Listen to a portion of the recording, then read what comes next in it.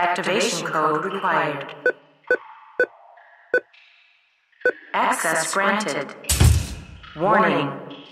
Evacuation sequence activated.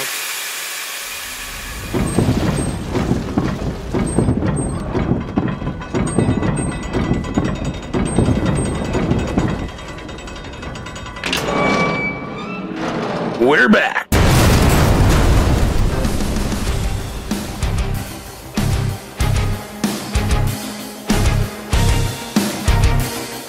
Welcome to the bunker.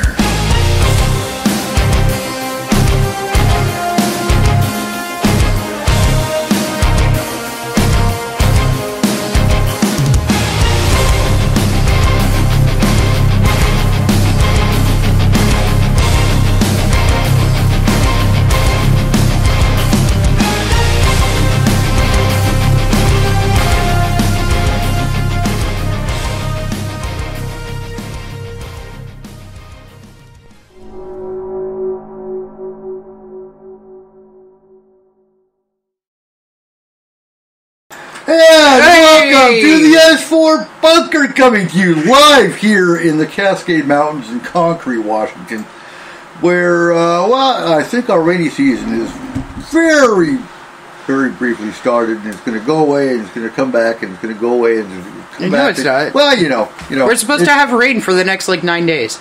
No. Yeah. It's supposed to be nice tomorrow, and Friday, and Saturday, and it's supposed to dump. 8-degree difference up here, or down here. Yeah. That's what I was going to say. Mine says that we're supposed to have rain for the next 9 days. Mine doesn't, so... Foo on yours. Yeah. Okay. Anyway, tonight we are talking about the physics of the paranormal. So, does physics affect those souls over the veil? Or... if there's a quantum world, does our physics affect them? Why do they got to be over the veil? Why can't they be either part of a veil or under the veil or adjacent to the veil? So you really think they're a part of the veil? Maybe. That's why it's all white. It's all timey-wimey. Mm-hmm. Good point. Well, are we going to introduce our new person? Yes, ma'am.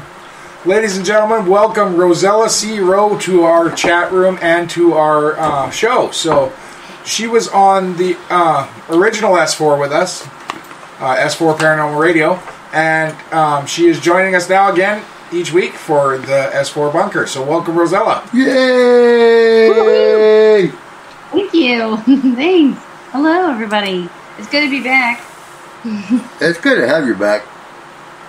Oh, thank you. Yeah, I missed you guys. It'll be fun. Fun. And for those of you wondering, Robert will also not be on tonight. He is having some issues in the hospital, but I'm trying to convince him to come into the chat room and listen into the show. The Wi-Fi at the hospital that he's at is not. It's just cycling. Well, let's just say this. They're putting all their power into all their really needed equipment, I guess. Which is probably what a hospital should do, but... probably. I don't know, maybe for tonight... I mean, it's Australia. If they just got a big gerbil wheel and put a couple of kangaroos in it, I'm sure that they can generate enough power. Emus. Put emus in that bitch. What the fuck is wrong with you guys? What? They have fucking kangaroos, and you're gonna put emus and fucking... I said kangaroo. Did you? Yeah, dumbass. God. Okay. Oh.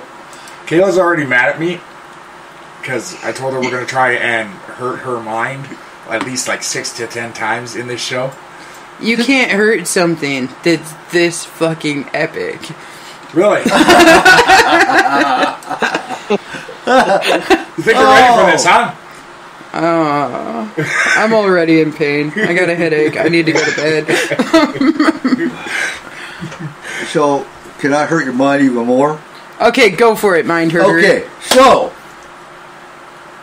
I was watching a climate scientist. And... you were watching what? Oh. Fucking stalker. Huh? No, a climate scientist. What were you watching him do? He was doing a fucking lecture. What the scientists do. He's got good points. He says the Earth will be extinct by his estimates 2030. Mm-hmm. And yeah. Okay. Whoa. Hear me out. Okay. He has good points. Did he say the Earth will be extinct or the human race? The human race will be extinct. Okay. Because I was like, nah. the poles have been shifting, and they're going to do a reset.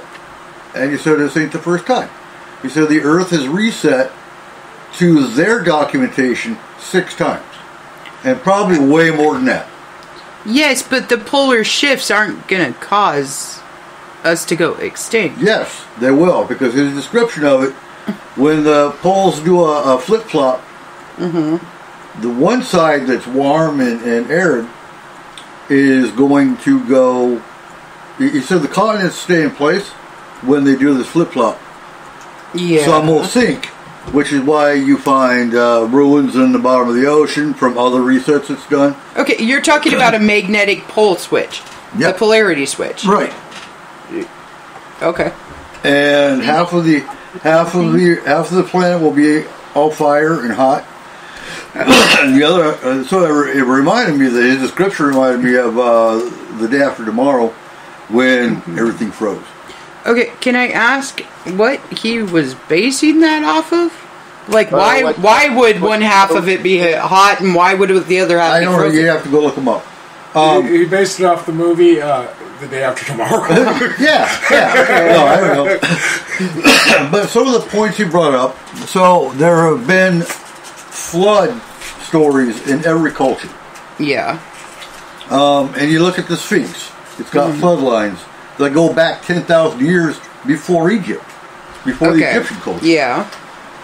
And those were also part of the reset, because some structures will make it, like the Sphinx. A lot of them won't. But you look at, sort of like Atlantis, Lemuria, and a lot of the structures under the ocean, they were on above ground continents at one point in time. Okay, can we really say the Sphinx made it, though? I mean, well, it's been changed. He was half buried in sand, and he got the nose of Michael Jackson. Well, okay, so look at Easter Island. All you see is, about 18 feet of head over, and there's about 30 feet of body underneath the ground? I don't know, I've never been there. What do you really? Well, no, they're digging it up, and it's got a body that goes like 30 feet below the. Do you really think these little guys were digging the ground and they dug, and put the body in and fill it in? Well, there's a water line on the Sphinx. Were you there? Huh? Were you there? No, were you? Yeah. No. But they could have. Noah. So, I know a guy. So you look at the reset theory. Every so many billion or so many million years, the Earth does this reset thing. Okay. I'm hurting your head, I know. But oh, the steam coming out your ears! Holy shit!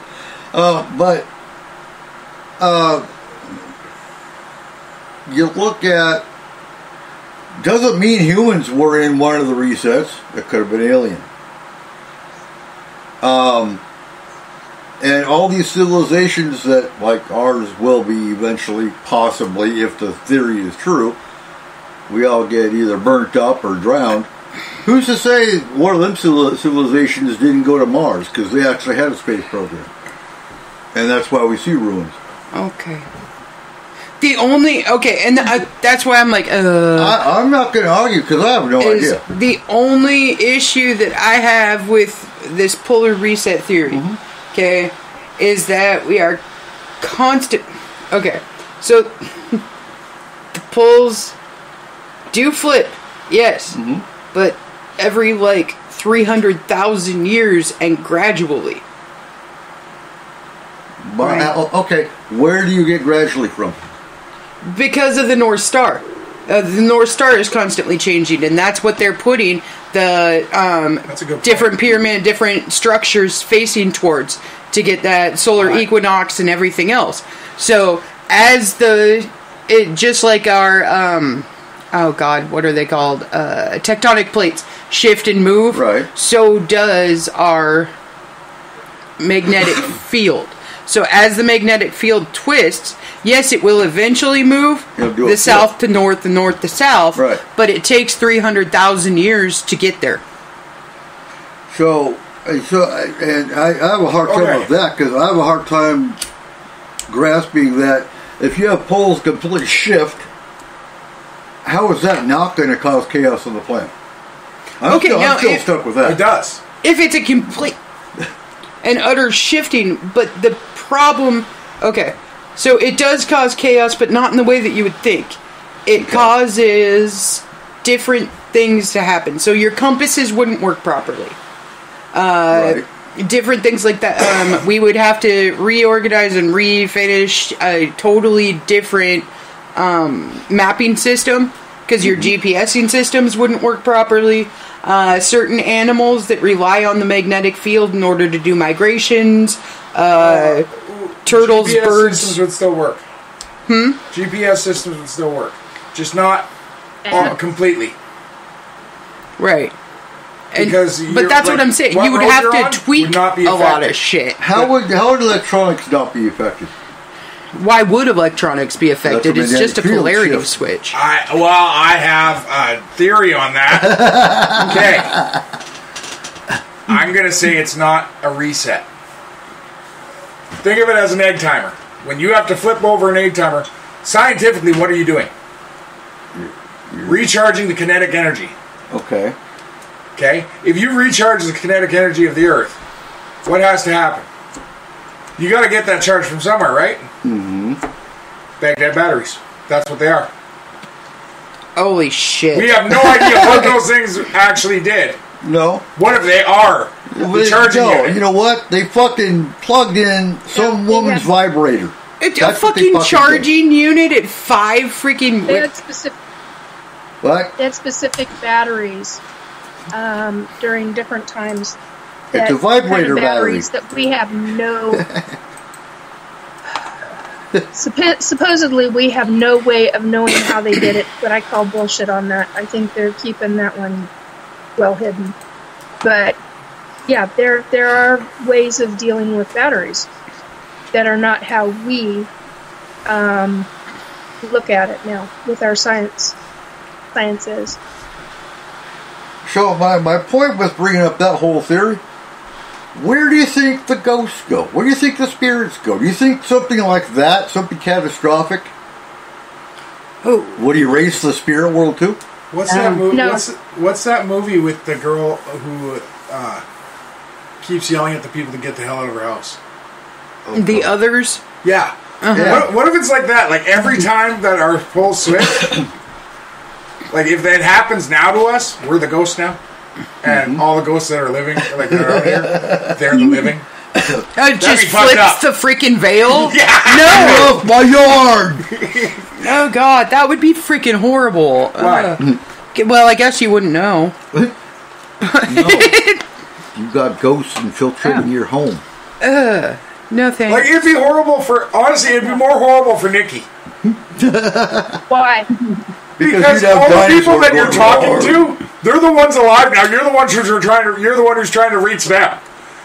Like, Yeah. Maybe not. I think I it don't would think it would change the other side still whatsoever. I mean, you're dealing with different realms. You're dealing with different ways that they deal with things, different frequencies, different energies. But if you're talking a planet major... going out of existence now, that is going to cause an issue. Well, But, that's what I mean. You talk a major disaster like that, it's going to change the frequencies too, you would think. I'm yeah, gonna be it'll a change dick. frequencies, Yeah. but you're not going to be dealing with... Wow, okay, I'm seeing all kinds of stuff tonight. This is bizarre. Anyway, You got math equations floating in the air? Always. No, I've got different beams floating in the air. Something's going on in her room. Nikki, there is something going on around you. I know. Your camera's fucking up. And it's pissing me off. Anyway, Eric, she's zooming. Really? huh? You're zooming in and out. It's because they keep going behind me and then also in front of me, and I can feel them, and I'm like, you guys need to lay off me tonight because you do not want me to explode. And that'll push every one of them off of this property, and it's a large property that I live on, so it's like, behave yourself, guys. So I was in a good mood too until they started effing with me. Anyway. Oh, they're trying to get attention. Yes, they are, and there's a number of them that are over here, which is unusual. And then there's been another situation. Anyway, we are getting close to their holiday. I'm just saying. Yeah. Hey, yes. What? Nothing. Not that one. That one's after that one. The season of the witch. So the other side, I mean, it'll shift different things. What would concern me is that the Fey realms, because they have the many different realms that have access to this planet, it would seriously F with their portals. It would seriously lock down certain but why? avenues, certain access that other beings have to the Earth. And that would upset me greatly, actually. Well, I don't think it would affect portals. I really don't. That's a whole different frequency. It depends. There are stationary portals on this planet, and there are portals that can be created by different beings. Mm-hmm. So, and I only know that because I get Sasquatch coming in and out of this fireplace because it's brick. Anyway, that's a whole other subject. But and having them open up a portal right next to me in midwinter when it's ice cold and below 32 degrees where they're at, where it's nice and toasty warm and 75 degrees in my home. They just want to roast marshmallows. Oh, yeah, that and a few other things. But anyway. Chestnuts roasting, anyway. Okay, but that's the... Okay. Huh? Wouldn't that be spirit nuts? So portals, Bigfoot nuts. Bigfoot nuts. It can change frequencies for portals. How? Unless a bee is doing it. It can actually lock them out. Yeah, but all you're doing is reversing a positive with a negative and a negative with a positive. So, in order for them to open or force field a portal, all they would have to do is reverse the polarity of the portal as well. You need Keith to answer that exact how. All I know is that what I'm picking up on and what I'm instinctually getting is that it would lock those portals out. I don't know how. Well, maybe that's why it's only open for certain amounts of time. Wow. Okay, so my question for Kayla then. I mean, when I was on Orcas Island in January of 2022 and saw that portal and freaked out, and my family in the car was like, what the hell are you looking at? And I'm like, I just saw my first fairy portal. What the hell? You know, and I'm freaking out. Nice. It literally had a very specific. It was very specific kind of portal, and we're talking daylight hours, so 1:30 p.m. Somewhere between 1:30 and 2:30 p.m. in the afternoon on a Sunday, and you got bright light coming through a charred forest, and daylight, mind you. And you've got a portal where you're looking through that portal and you're seeing nighttime. Nice. You are seeing a nighttime forest in a very specific way.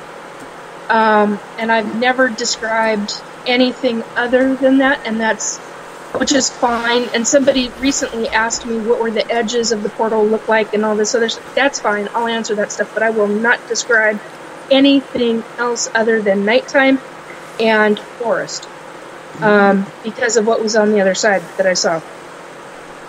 For safety's sake, and I'm not going to say exactly where I was on this island at the time, but portals, and what I knew from that instantaneous opening, they specifically opened it for me, and what I knew was that it was a stationary portal. That's how I knew about stationary portals, is from that experience alone. I've had beings pop in and out of my home on a regular freaking basis, or a semi-basis. Mostly it's regular, but And so I know about the portals that they themselves can open up and walk through. But I did not know that there were stationary ones until that day.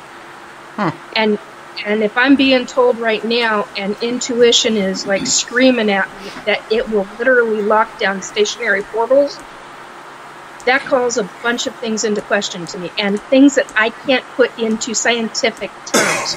Right. But I know others that can.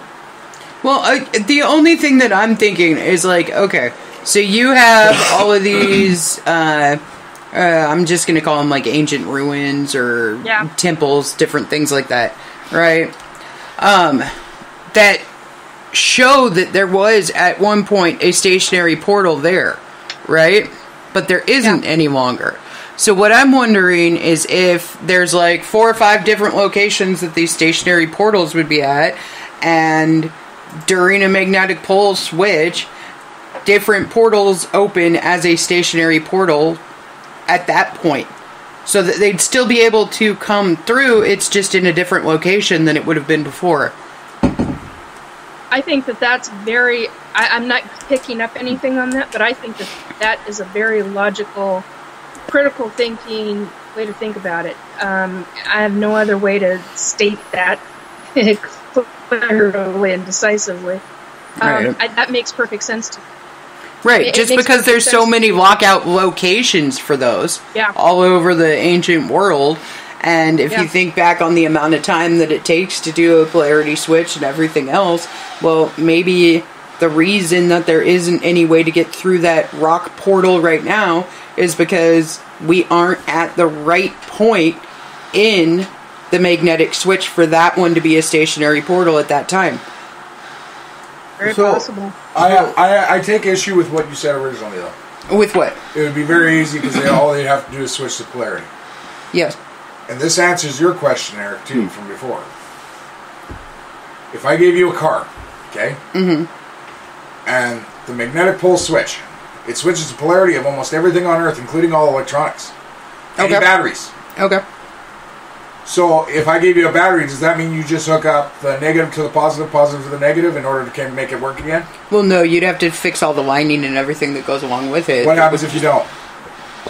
It won't work, or it'll explode. Yeah, it will. Every fuse will blow. For anything that's not fuse wired, would immediately start on fire. Right. Because even though you switch the polarity of the battery, you didn't switch the polarity of the electronics that led to the battery. Yeah, that's right. You have to switch the leads and everything else too. So the thing you have to remember is, even though it seems like it's that simple, it's not. Well, no, it's never as simple as just taking it out and flipping it over. Like, you're going to be back in the Stone Ages until you figure out your electronic issues. Well, to varying degrees, because though. Think about your house, not just your car. Yeah, because there is really no way to switch all that as easily as that, and you're going to plug shit into your outlet. You'd still have power running to it, therefore there would still be... Yeah. You'd have fires all over the place. I hear you. 90% of society would burn to the ground. It's better than the fucking alternative of a 2-mile wave coming across half the fucking... Only first and second world society. That's still going to happen.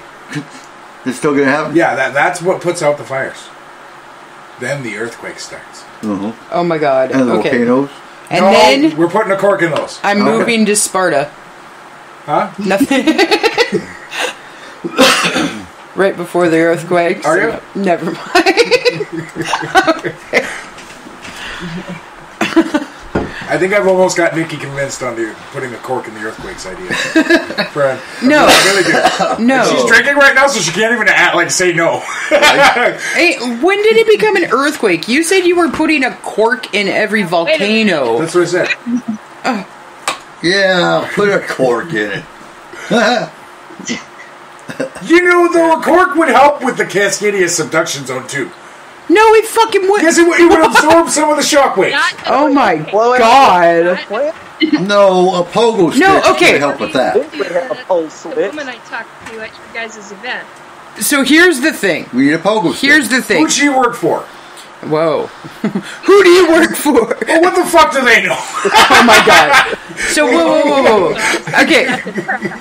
I am just imagining you stabbing this cork into the Cascadia subduction zone.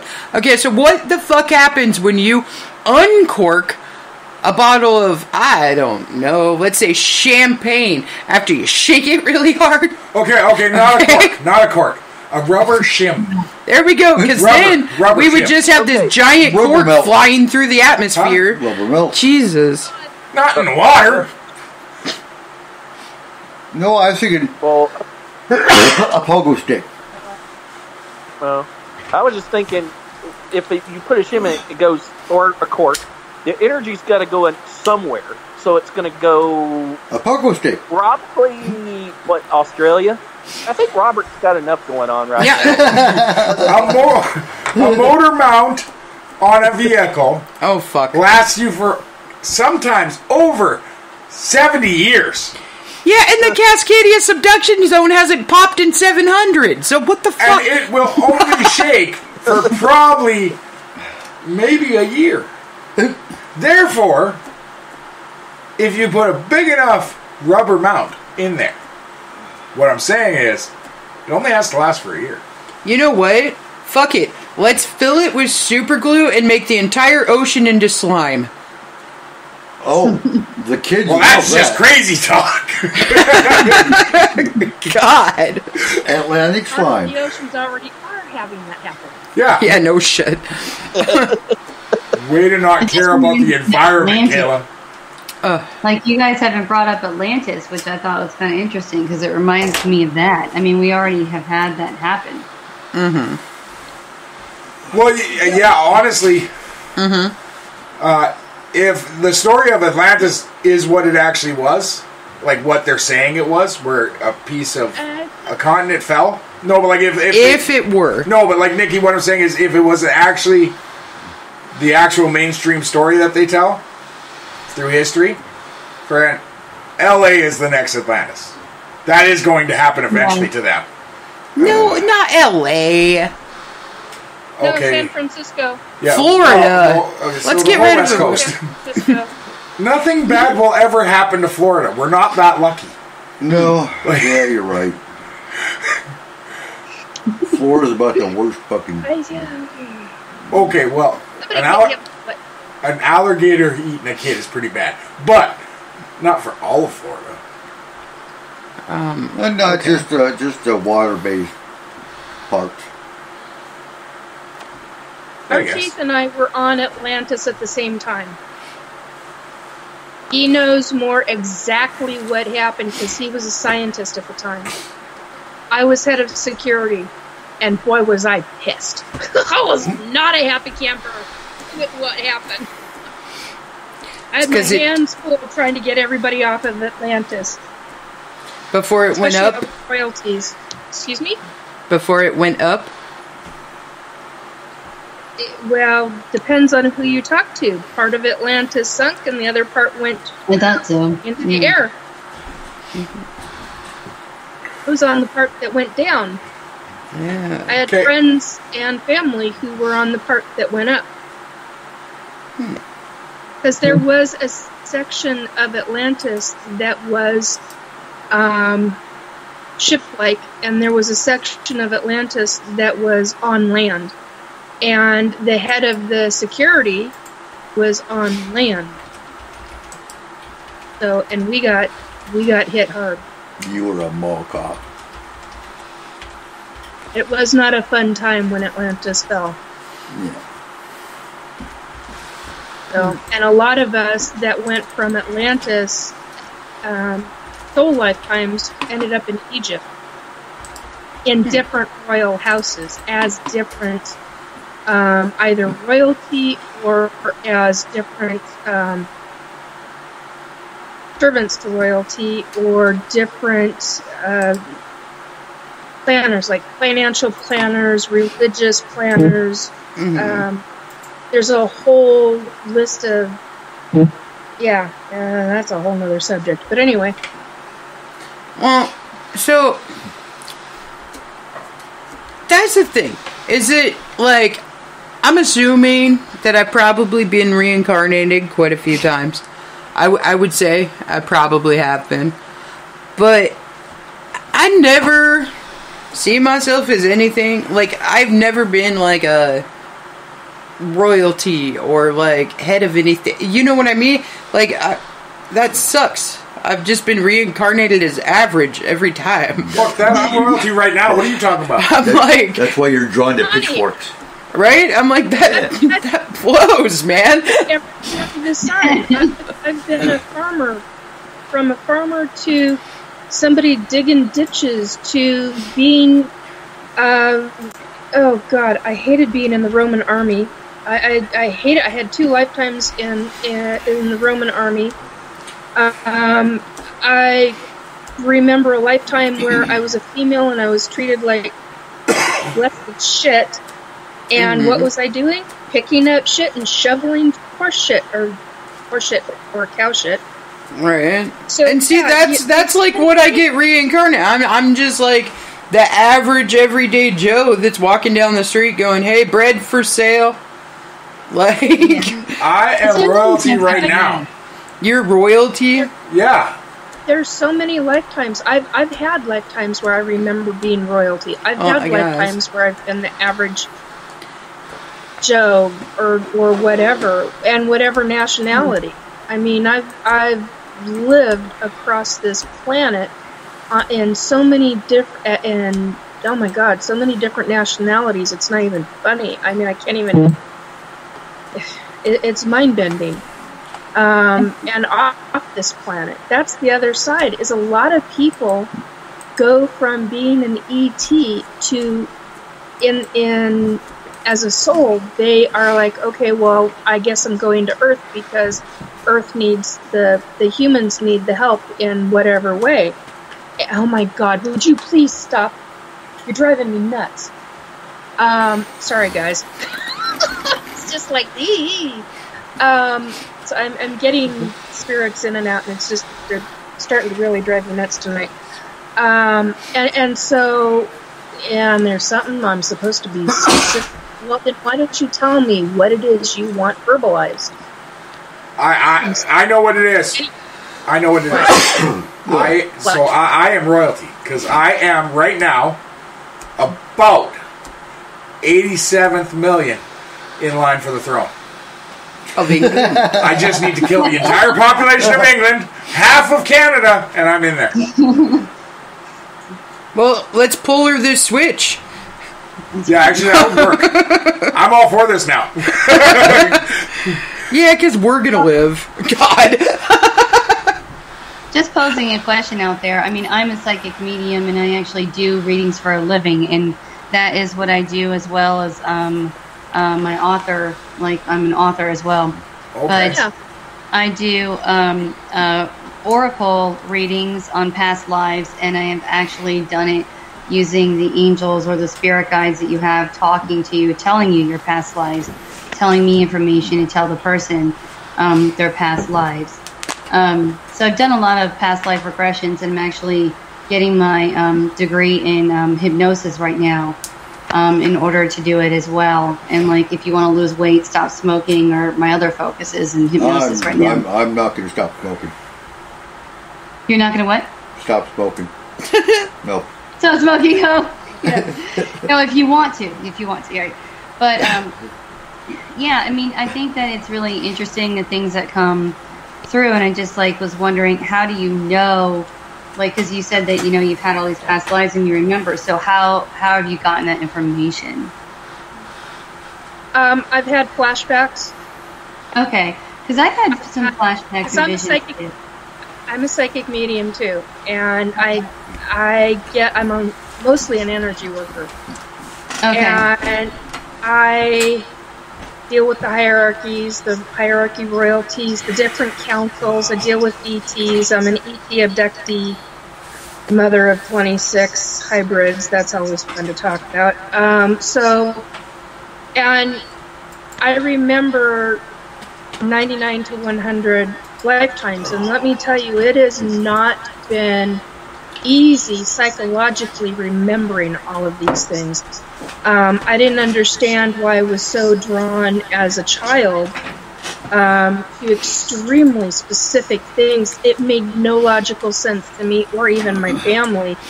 And it wasn't until I was in my early 30s that I started having flashbacks. Well, that's not exactly accurate. I did have them at about 14, 15, 16, somewhere around there. And I poo-pooed it.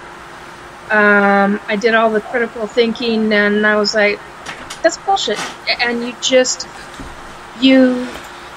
when you start going through it, and you start going through the flashbacks and the memories, it was really difficult for me to accept.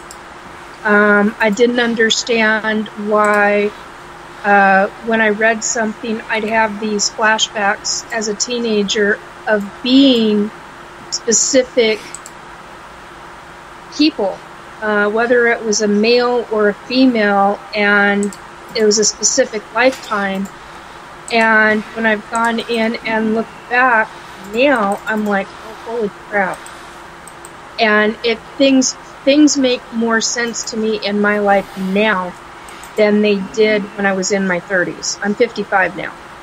And so things make a lot more sense to me over time. And I didn't come out of the psychic medium closet until 2018. And my close friends and family, they knew.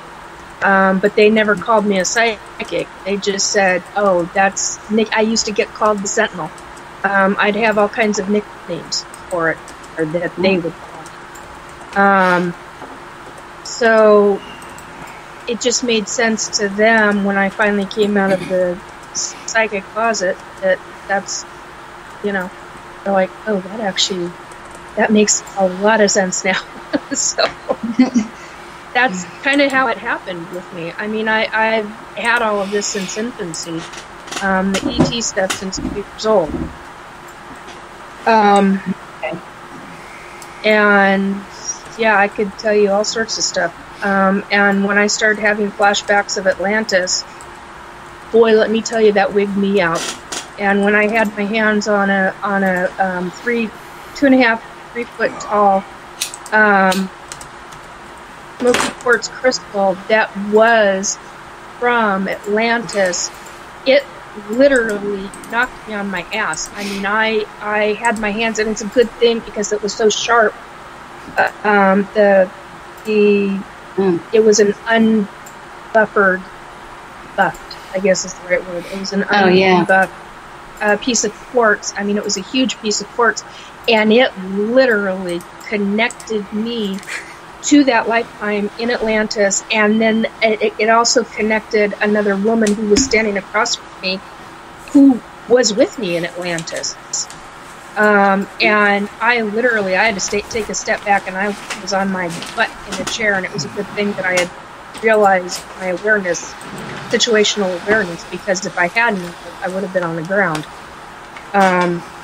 So yeah, I get it.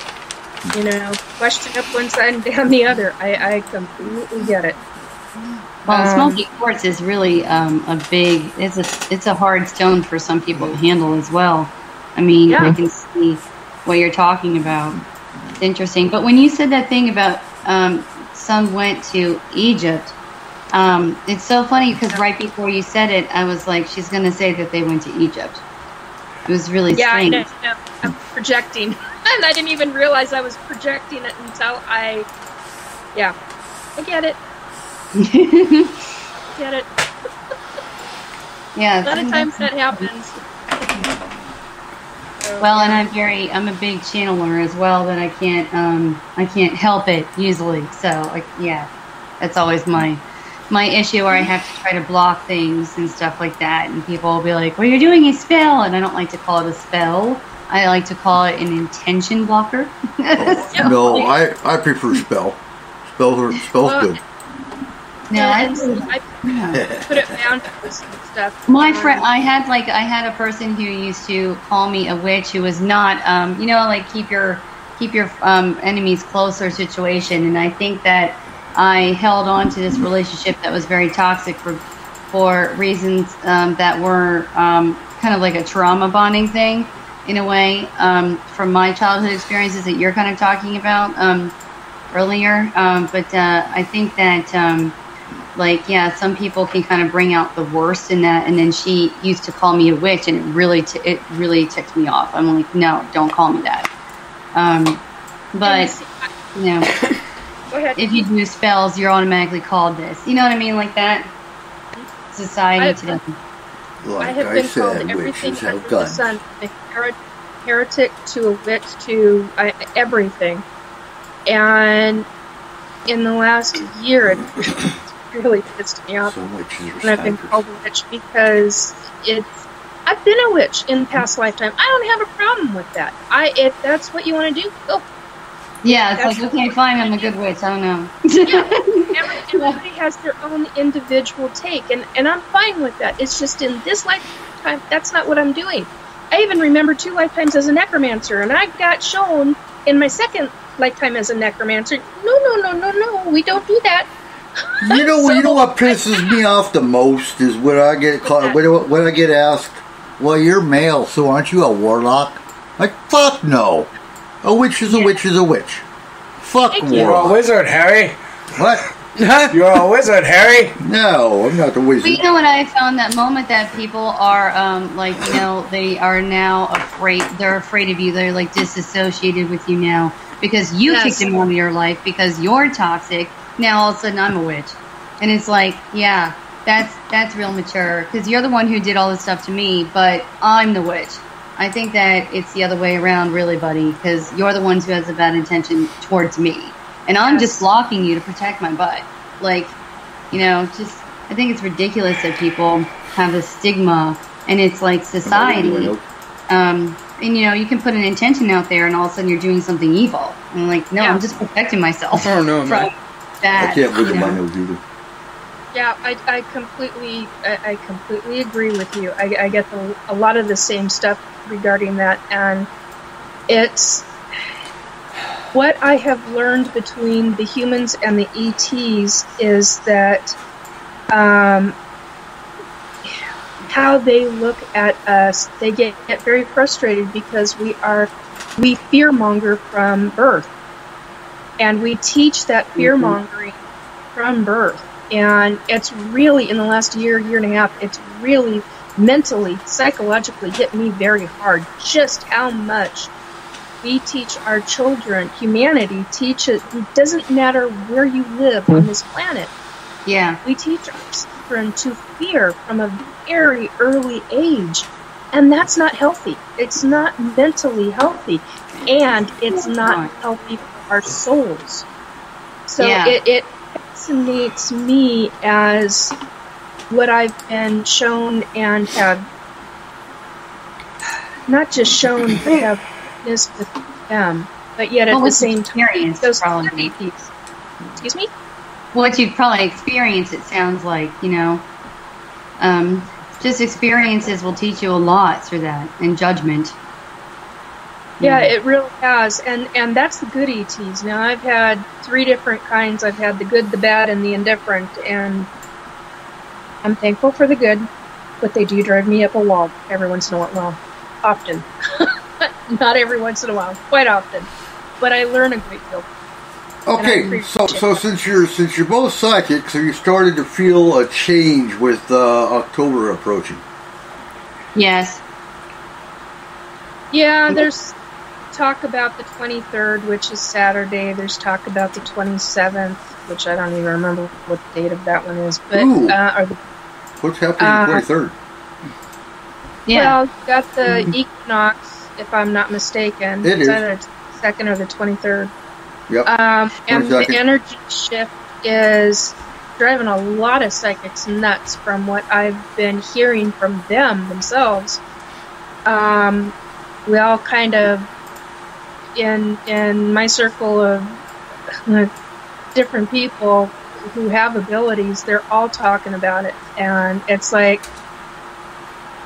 for them, they're talking about a countdown, and it's driving them nuts because some of them can't figure out exactly what that is, but yet the others are like, oh, it's very defined. It's this, this, this, and this, and I'm like, whoa. Because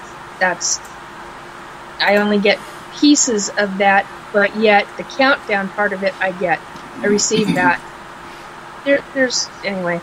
So, for October, supposedly this shift that's coming in on the 23rd, which is supposedly the 23rd, but based on what I've been told in the last couple of days, it's supposed to be Friday the 22nd, just 2 days away.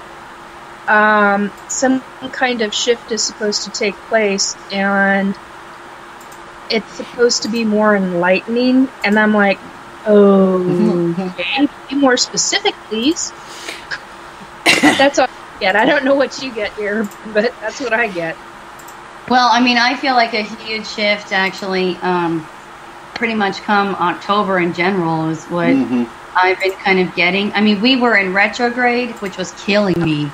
I mean, I hate retrograde more than anything. It's just like, please let me give birth 5 times before a retrograde. It's just really awful. So it's awful. Like everything happens, it is terrible. Like death, like destruction, just like crazy, horrible things. I've had the worst week of my life.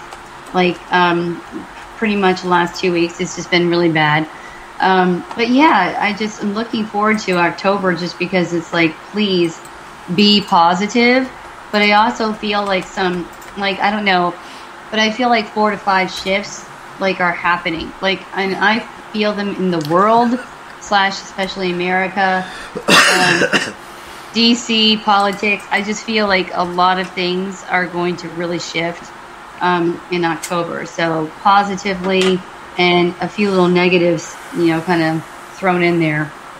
And you have to have a few celebrity deaths. It's just like the shockers and that kind of thing. I feel like that's going to be happening soon.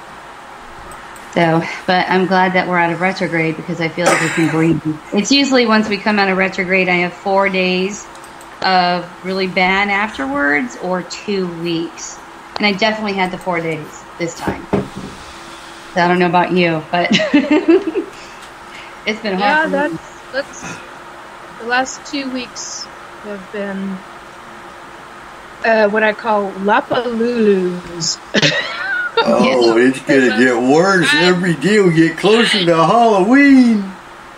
Yeah, I mean, I feel like Halloween's going to be a big deal. What do you mean? Halloween's over. What? Halloween's over. Have you not been to the stores? There's already Christmas shit up. Halloween's over. Yeah, Halloween was canceled. Pretty good section. You know what I don't get? Why do people always ignore Thanksgiving? Like, I mean, I'm just trying to find a little plush stuff. I'm like, what the hell? Snoopy is in there. It's not exactly PC Come on, anymore. have you not seen the way this country has gone? Who the fuck is thankful for anything? You got a damn point. It's Slaughter of the Indians Day. Who's thankful for that shit? Whoa. No. It is.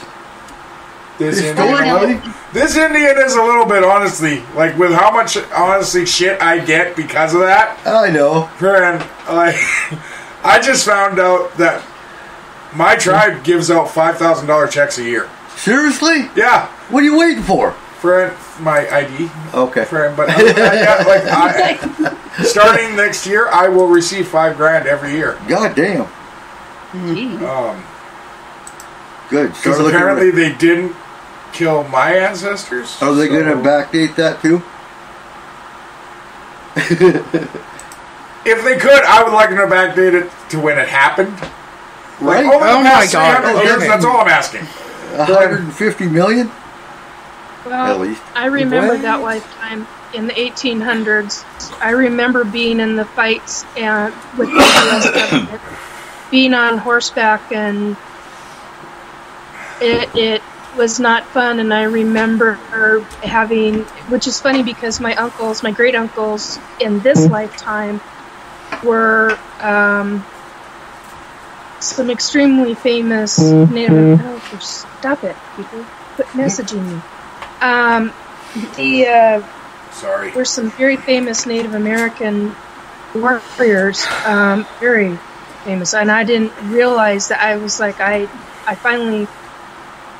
Anyway, that's a whole nother subject. But I remember where I ended up and how I died in that lifetime, and it was from disease. Brought in. A lot of disease back then, yeah. Yeah, I ended up with tuberculosis and died of complications from it in that lifetime. And interesting. You get checked. What? Yeah. That's a different thing. How do you prove that? There are things that I know from that lifetime that are not written in the history books. I knew who my sibling was in that lifetime. And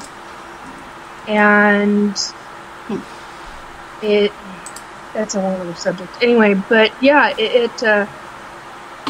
what went on in what we call the United States now was absolute, back then in the 1800s, was absolutely horrific. And if I could have done more back then, and this is one of the reasons, because when I found out my sibling was murdered, I went on a killing rampage. I went into vengeance. And hardcore. And I paid for that lifetime, that specific vengeance, because I went on a major killing rampage, which was extremely unheard of back then. And it's barely even talked about. I looked it up. I was like, man, this is not even talked about. It's barely even written up. And I was like, I remember who died. I remember every one of them. And I'm like, wow, okay. So, but you pay for it with your soul in another lifetime to go on vengeance. So pay attention, folks. One thing to get angry, it's another thing to go in a vengeance spree. Interesting. But yeah, what was done to the entire Native American population across the United States is horrific. And I have very choice things to say. And I keep to myself. I would like to just amend that statement, Nikki. What was and is being done. Yeah, I was about to say, it's still being done in some states. I agree. Because not all the schools are closed, right? That was the beginning of it. Yeah, I found out recently. Yeah, they just put a notice up through DSHS.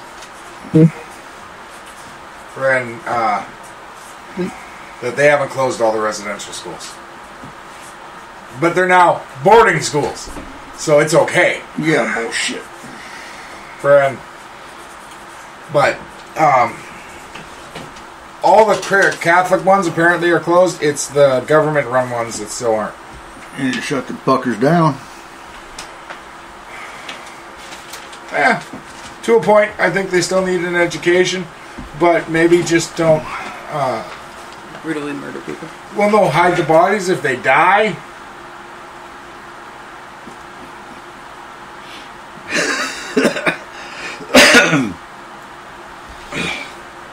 So, but if he didn't, he should have. I had a frog in my throat. You had a Frenchman in your throat? What? You had a Frenchman in your throat? Yeah. Oh, Jesus Christ. Hey, I'm allowed to say that, Nikki. I'm Canadian. Les frog. Hey, better than where do you go from there, guys? Well, I'm still trying to figure out how we went from polarity switches to like everything else. So I gotta be honest. I'm still lost on the fact that I was like, I was all ready for physics. Well, get back to where this originally started. Physics. If a tree falls in the forest, does it crush a ghost? No, because they're non-corporeal. God. But what if they're part corporeal? You can't be part corporeal. Bullshit. You either are or you aren't. You can't exist in both planes? Hey, does a tree crush Bigfoot? If he's under it. You don't think he can lift that bitch? Well, yeah, but I mean, like, if you're wandering and, I don't know, you get hit by a fucking wagon, does it still hit you? Whether or not you can lift it, it still hit you. If Chuck Norris is with you, no. Okay, whatever, man. Okay, no, but... If Chuck Norris is with you, the tree falls the other way. Okay, I gotta say, yes and no. It hits the ghost. Oh. It will not hit the ghost if the ghost is by itself. But if the ghost is being observed, it will hit the ghost. It's like real life double slit experiment right there. Well, yeah, didn't you say that the topic was like gravity and yeah, like it's physics and the paranormal, so like everything, including like, okay, we have all these fucking UFOs flying around, right? Yet we have crashed ones, and we cannot figure out for the life of us how to reverse engineer them. That's because they're quantum. We've tried, and it has not gone well, guys. Okay? We've lost a few. Look at the F-35. The F-35 keeps crashing. I mean, I think that's look at the Concorde. But we're not going to talk about that. If we don't have an... Go ahead, Nikki. What? I want to know when they're going to start reverse engineering the morphine material that's on board many ET ships that literally changes for whatever you think you need. They can't. Is there any chance it's been on a crash ship? That they have? No idea yet, but Because I'm trying to get that information. If we don't have it, we can't reverse engineer it, number one. Right. Number two, they're never going to give it to us to do it. Yeah. There's no way they'd give that to us. Nope. What would, like, because the thing I'm thinking of that with is, honestly, Transformers. If anyone has seen the newest one, literally it is a material that can morph into anything. You can turn a flower into a fucking gun. Oh, hell yeah. Now, where's that shit at? What would we do with that as a human race? Do we even deserve that right now? I don't think so. Nope.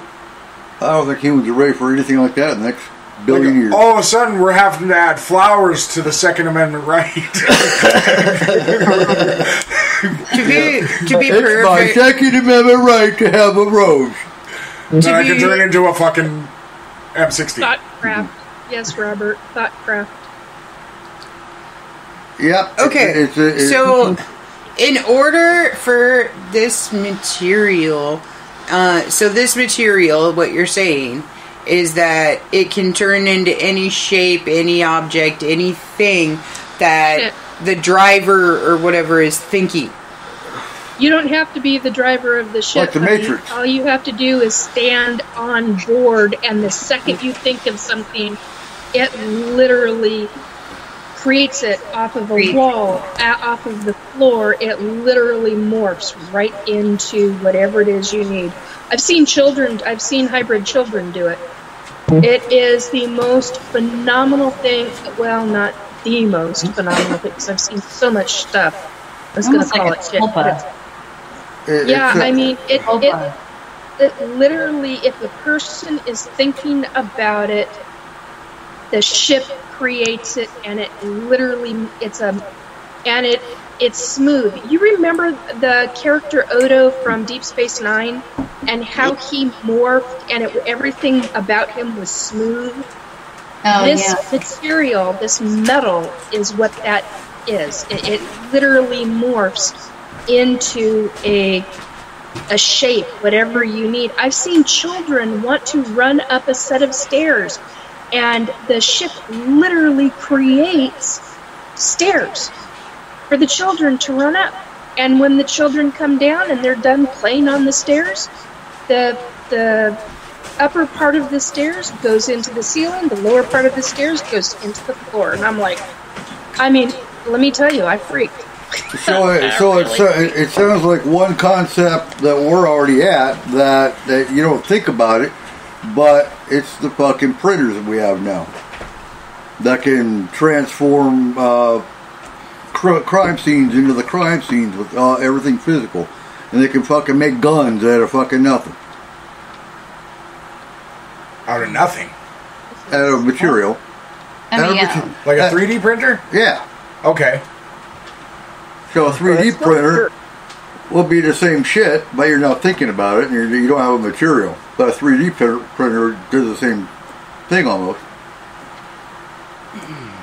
I think Robert has a point. He said Flight of Navigator. That was a really good movie ahead of our time. Yes. Mm-hmm. I mean, very good point. I thought of that when you guys were talking about it. Now, I knew this guy who, I don't know if you've ever heard the book Delta G, but if not, you guys really have to look it up, or anyone out there. David Crawford, he is a man that I know who he got his, like, after the 25 years, he could actually write and talk about his major, like, you know, top secret, like, clearance and everything. And he actually knew that they took the, like, alien bodies after that, like, crash at Area 51, and, like, took the bodies to Wright Pat in Ohio, where I am. I'm in Ohio.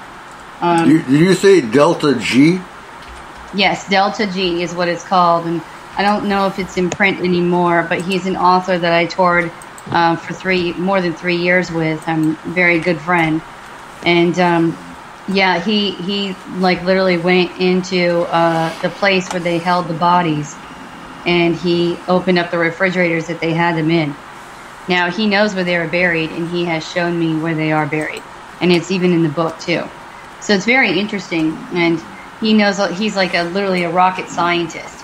And he knows all this, you know, like, you know, just physics and all these things to these machines. And you kind of talked about, like, how they can't make the, you know, the ships fly and why.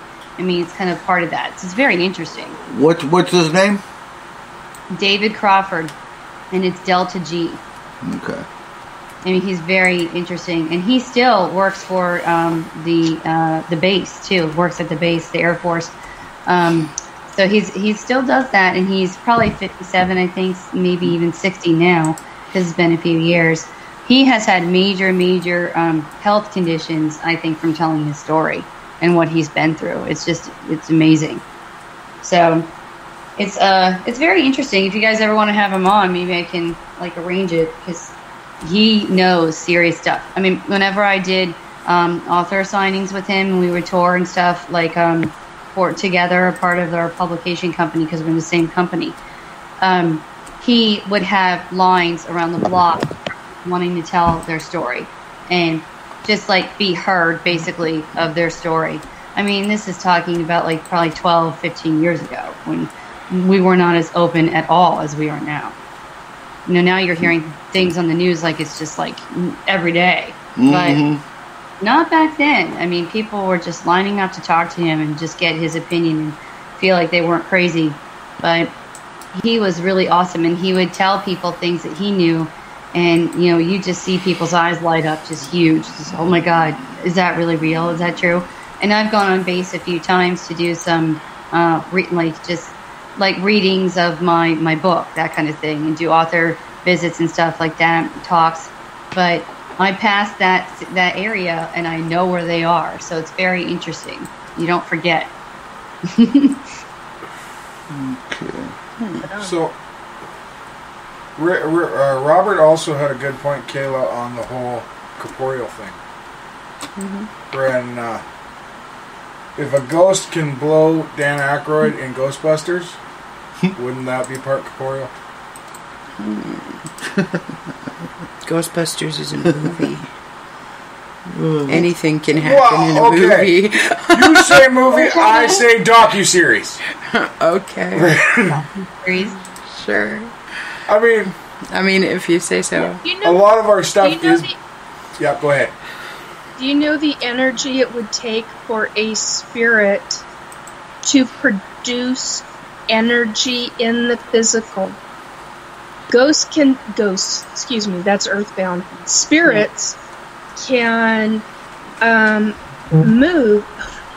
Spirits can move objects. I mean, you can have pennies moved. You can have sets of keys moved, hairbrush moved to a different location. But to actually physically touch, I've had them do it with me, and I'm sure Priscilla has too. Yeah. So, oh, yeah. I mean, they can touch you, but do you know what kind of energy it takes for them? They cannot maintain it for very long. No. Mm-mm. Yeah. I mean, especially when I'm doing my readings, people will be like, "Oh, well, they left," and I'm like, "Oh, well, they didn't have enough energy to stay." Like, Yeah.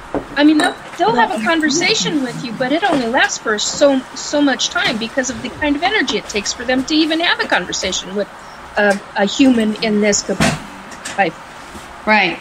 I mean, that's what, like, in all those ghost hunters and everything on those shows, you see it only lasts for so long. They don't have enough energy, and they're using everything they have just to do that for you, because they want that connection. And they have to be at the right frequency for you to be able to hear it. Exactly. Mm-hmm. Yep. Yeah, it's I had some. beautiful. You hear it.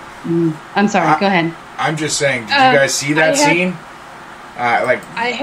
Ray and that ghost were sharing that frequency. They were like, friend, intersecting lines. I had somebody that I haven't talked to in 3 years contact me, and I'm not going to say exactly what, but they had, and they're very science oriented. I mean, they work for some major companies, and very science oriented, and they had something that they contacted me and said, "Nikki, we need to talk because this freaked me out." And they were given a warning from a spirit guide, and their spirit guide, in order to make them hear it, because they're not necessarily, they're aware of a lot of other things, but they're not necessarily aware of this kind of stuff. And it freaked this person out because it was a warning. It's like, don't go. And it was very, very intense, so much so that this person verbalized something out loud. So the point being is that it takes a great deal of energy and to be on the frequency of the human to be able to do that. It takes a great deal of frequency and energy to be able to make it that loud. You know, I feel that people take that for granted every day. Yes. They do. It bugs me because I'm like, okay, this really needs to be appreciated that they actually made this happen for you. Like, to get this message, to do this. It took a lot of their energy. Mm-hmm. This is a blessing. Yes. You need to consider this a blessing. Yeah, I always tell people, like, this is a miracle. You can't just order miracles. That's right. Yeah. It doesn't work like that.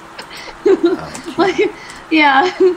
It's just so annoying when they're just like, okay, I want more. And I'm like, no. Oh, and I really hate to test the psychic. That really gets me going. I'm like, no. Thank you. I'm not alone. Yes, amen, right? Like, oh my God. Don't ask me where you were on this day. They don't care. They're telling you this. They only have so much energy. Shut up and listen. That's right. Yeah. Oh, speaking of which, oh my God, back up. I'm getting high pitches in my right ear, which is always hierarchy, and I'm not going to listen right now. You can hit me up with it later. Anyway, what? Oh crap! Completely knocked out what I was going to say. Well, shit. I guess I'm going quiet now because I guess I have to pay attention. Damn. Well, maybe you're going to hear a miracle soon. God. When they make it that loud, it gets intense. I'm looking for Delta G. You're looking for what? Delta G. Do you look on Amazon? Oh yeah, it's there. Oh, yeah, shit. okay. I think it's expensive now because I don't think it's in print anymore. Okay. But it's a very thick book. I mean, I think it's like 300 pages, but it's really, really worth it. And if you're really into like physics and math, you'll love it even more. Yeah. Now, I'm not a math person, so I brush by that part, but you know, and some people love it and some people just brush by it, but that it still makes sense even if you brush by the math. No, it's not for sale in my country. Yeah. Huh. Are you in Canada? No, I'm in the United We're all States. in the Pacific Northwest, pretty much. Yeah. So, okay, yeah. Right. I'm the only Feels like coaster here. I now consider Australia part of the Pacific Northwest, so Rick's here too. Or Robert's in the Pacific Northwest as well. Rick is here too. Brad. Yeah. Hi, so Rick. He's the farthest one of us all. Like, he's way out there. Way. You know, really far away. Well, relatively speaking of it, So, Of what? What? You blacked out there. I sort of blacked out too. I know, I can't believe it. It's 2:10 a.m. where I am. And I'm still awake. I'm living off of Diet Coke right now. Yeah, last night was fun trying to figure out the all the time zone differences and like God, be on it like 1 o'clock in the morning. Yeah, well, Oh God. I am the most proud of my wife right now. Kayla has been up since 3:30 last night, like 3:30 in the morning last night. She will get about 3 hours of sleep tonight, and then she has to do it all again tomorrow. So, Yeah, I told my husband, I'm like, okay, so you're getting up with the kids tomorrow? Like, not me. Nope. and that's, you got to sign a contract with them. That's every Wednesday. you just put a box of Twinkies in front of their bedroom door and say, good luck. Yeah, like, sorry, out.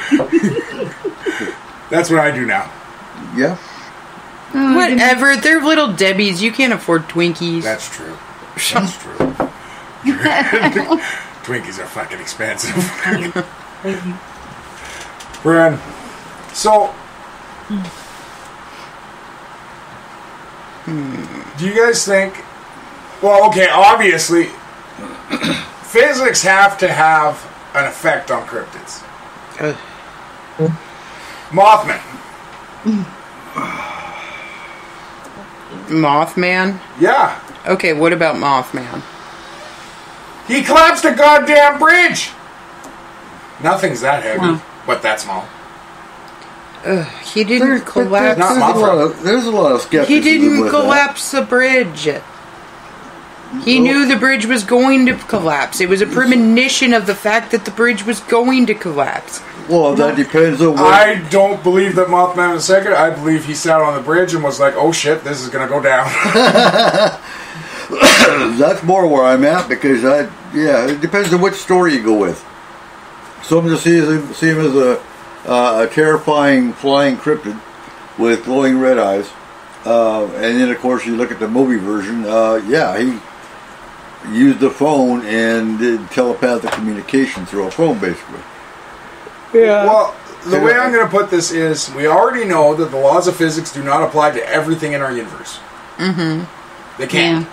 It's not possible anymore. Well, the universe itself doesn't have the abilities of...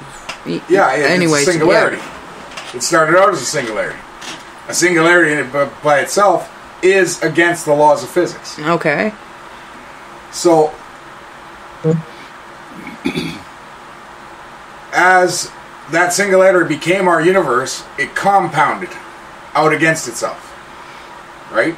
As matter does. Mm-hmm. Friend. Therefore, if it compounded against itself, so would the laws of physics with it. Would physics not have to expand with all of that too? Like, as a singularity level, there is no physics. The laws of physics do not exist. You're hurting your head again. There are no laws of physics in the first place. Nothing actually... okay. There are a set of laws that govern us and that we think about as the set of laws, okay? So, 1 + 1 = 2, okay? Your basic math principles, and then your basic physical principles, okay? Gravity. Unless you live on Arterium. Okay, I'm talking, on Earth, let's say. Like, as we know it. There's all these different things that will affect different things in different ways. But we also know that there's certain things in the universe that cause time dilations, that cause all kinds of different issues. I don't follow the laws of physics. I don't have to. It's my native right. There you go. Hey. But then, at the same hand, even the laws of physics are wrong, because if you get into the quantum realm of quantum physics, then they disprove half the laws of physics at the smaller levels. Okay? At an even larger level, it's going to disprove the laws of quantum physics and the laws of regular physics to create its own version of, which it did when the universe expanded from a singularity. The in-laws of physics. So we use these laws because they help us, just like we use time because it helps us. Does it actually exist? No, it absolutely doesn't. It's a construct. But in order for us to actually maintain schedule, we have to have some form of universal time.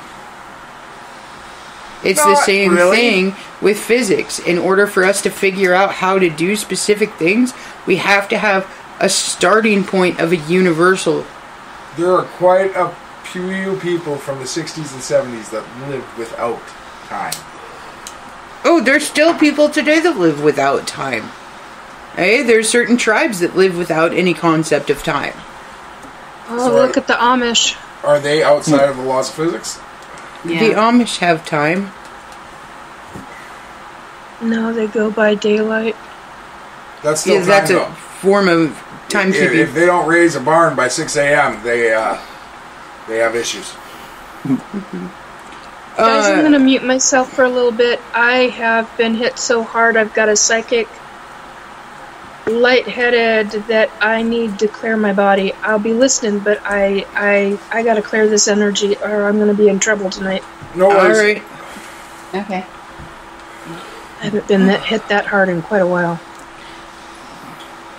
But yeah, like none of it is actually true. Because every version of it disproves another version of it. So none of them are 100%. But they're the closest thing that we can come up to as 100%.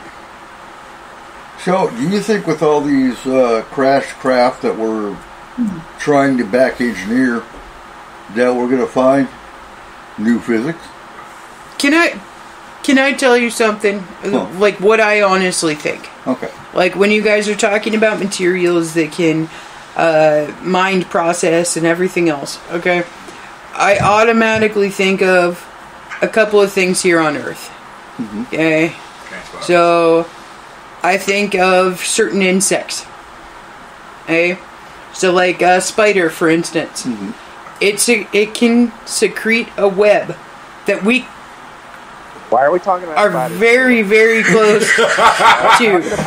You're scaring the hell out of Rick. It's not flying and No, all I'm saying is that, okay, fine. We'll go with that.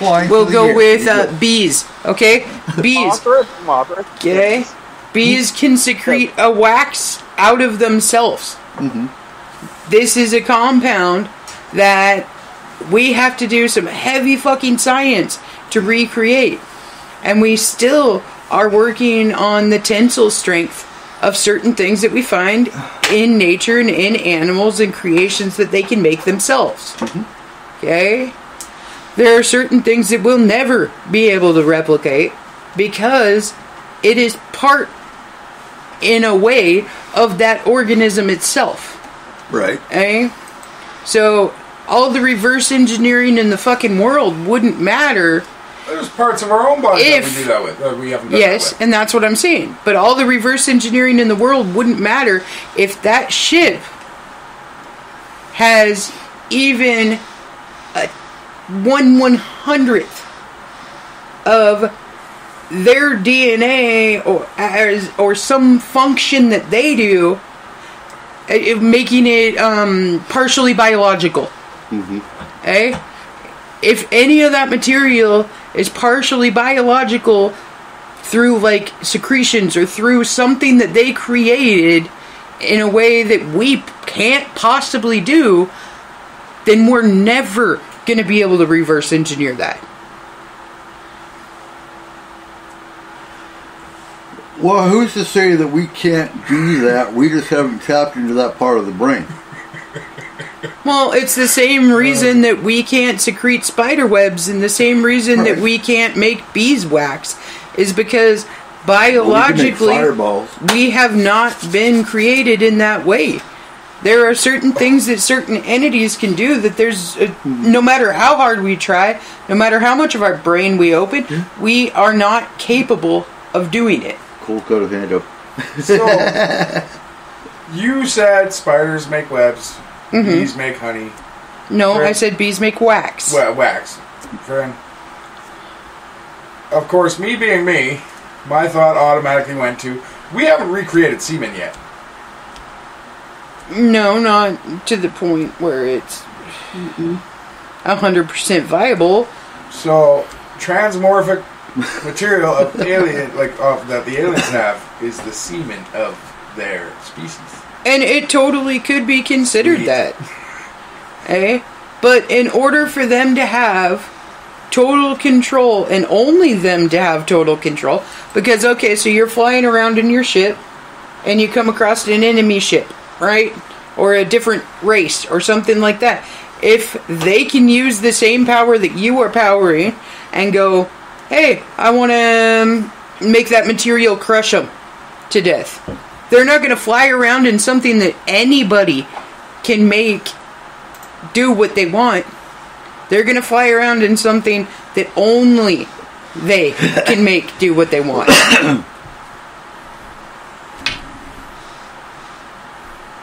Well, yeah, but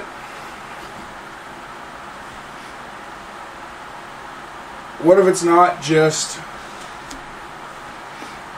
what they fly around in? What if it's actually this is a fucking far off theory, but what if, let's say, Transformers are real and it is actually part of them? Well, but it requires an electric energy source of a certain frequency to make it run. Okay, to be perfectly honest, that's almost exactly what I'm talking about. Is that a material that can transmorph to the thought process of the person that is creating it, or creature, or whatever you want to call them, okay, would have to, therefore, be within their own DNA structure and their own thought process in order to do. But by that... So, no matter how... By that run, we may have already done it. We could have, potentially. Because we have items on Earth that constantly change. Some, yes, are hoaxes, but some no one has ever claimed up to. Like, my number one thought, even though it's absolutely stupid, is the fucking pillars. The metal that couldn't be identified, obelisks that showed up. Oh, okay. Okay. Yeah. Now, obviously, some of them were fake, but there were ones that the government just took, and they were never explained. Yeah. And the only thing we ever got from it was, we don't know what the fuck this metal is. Yeah. And that's what I'm saying. Okay, so if you actually look at, like, ancient world, okay? There are certain weapons, certain items, certain things that they have that we cannot recreate the pureness of that now. Yeah. With the technology that we have, we cannot recreate the pureness of that. And that could have been a part of the reset of the Earth. Okay. So, I think, just like any artist that puts their pen on a piece of paper and either writes a book or makes a painting or anything like that, every bit of that art, a piece of themselves goes into. Right. It has to. Otherwise, that's not art. That's just a print. That's just recreating something that's already been. It's not an original. It's not something out of nothing. No, the original had a signature on it. So, why wouldn't composite materials be the same? In order to create something new, something original, you have to put a piece of yourself into it to create that. Mm-hmm. I think that all of the laws of physics and everything work exactly the same way. And that's why we're never going to find the answer, because each individual person has a different understanding. Yeah. And each individual person has to put something into it to get something out of it. And it is a piece of you just as much as it is the canvas that you're printing it on. Yep. Are you in the Discord, babe? I'm not. Now I am. Yep. It's out there. What did you just say? Yeah, I know. Into? Put something into it. Yeah. That's what he plans on. But yeah, that's why I honestly believe that we're never going to find a theory of everything, because the theory of everything is different for every individual living thing. No, it's not. It's 42. Oh. Mm-hmm. Hitchhiker's Guide to the Awesomeness. Yeah. Sorry, I went on a little rampage there. That was weird. Yeah, my brain. There you go. Yeah. Good. Yeah, I hate math. Really, I fucking love it. That's not entirely true. I hate remedial math. Remedial math drives me insane. But a perfect equation is like one of the best things you could possibly ever have. How is 1 + 1 equals 2 not a perfect equation? Because in Zeta Reticuli, 1 + 1 is 102. So is it in line form. Okay, now 1 I hate math. +1. Well, and that's why, like, I also believe that mathematics and all of the everything is different based upon what your understanding is, or what your cultural understanding, or what planet you're from, or anything else, because it's all going to be completely different.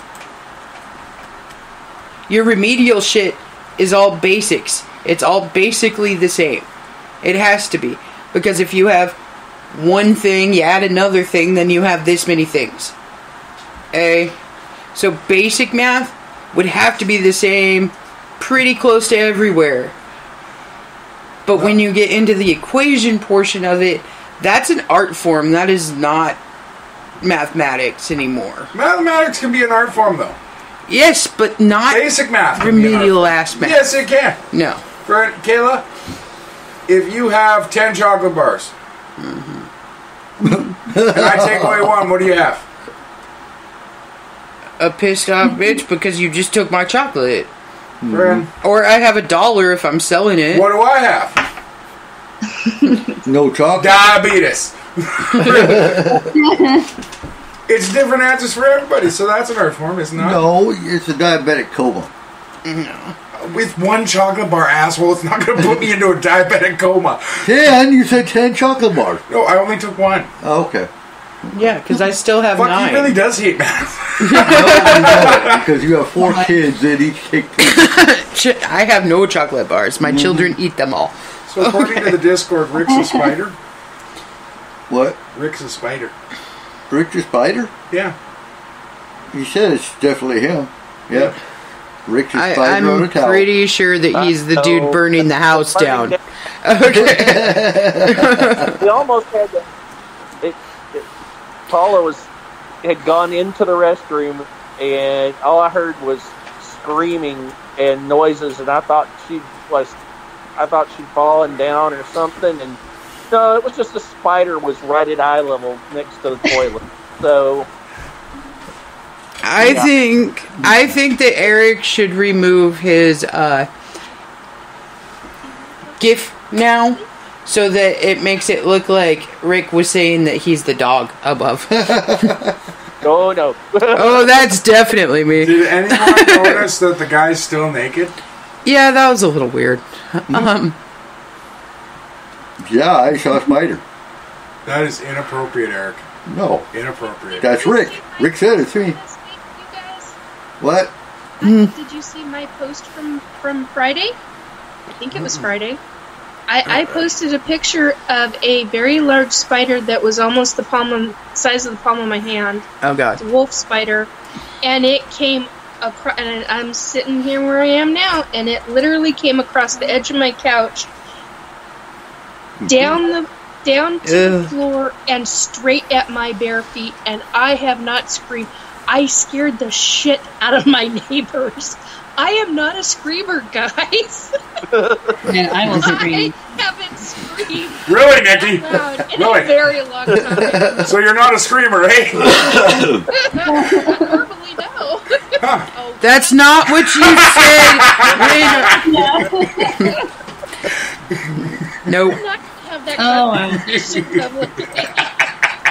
Oh, Nikki, we all heard about the soul cord. We know you're a screamer. Soul beads.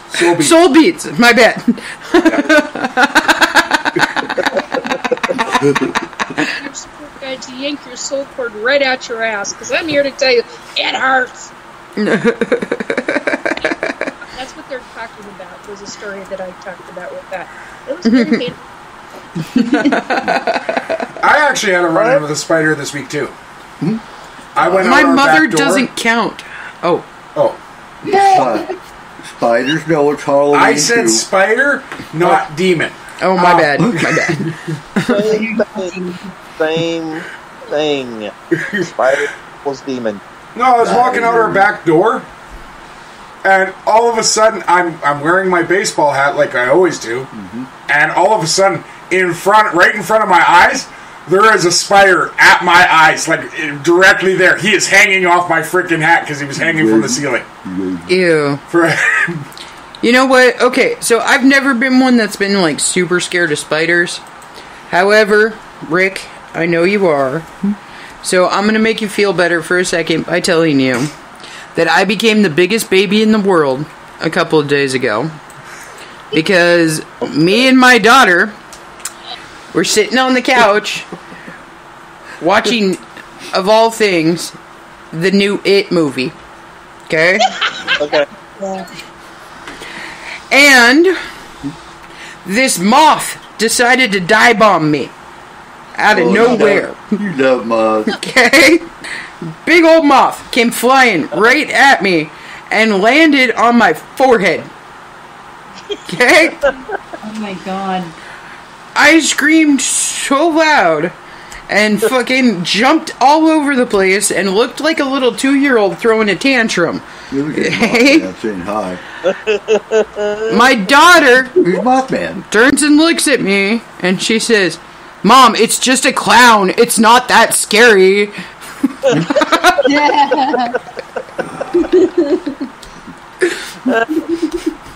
Yeah. I was actually embarrassed in my own home.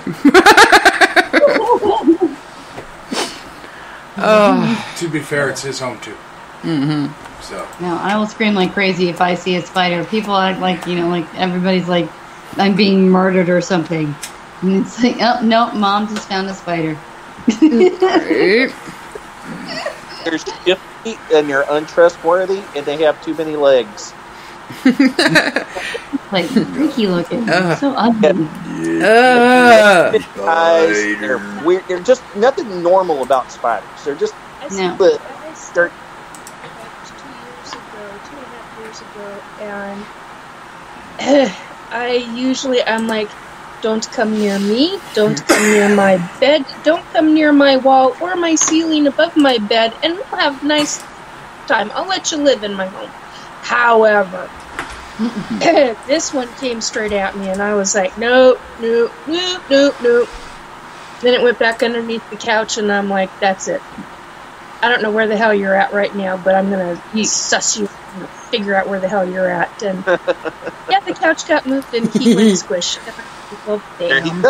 I'm like, I don't squish spiders anymore. I get containers and they go outside where they belong. They don't belong inside the home.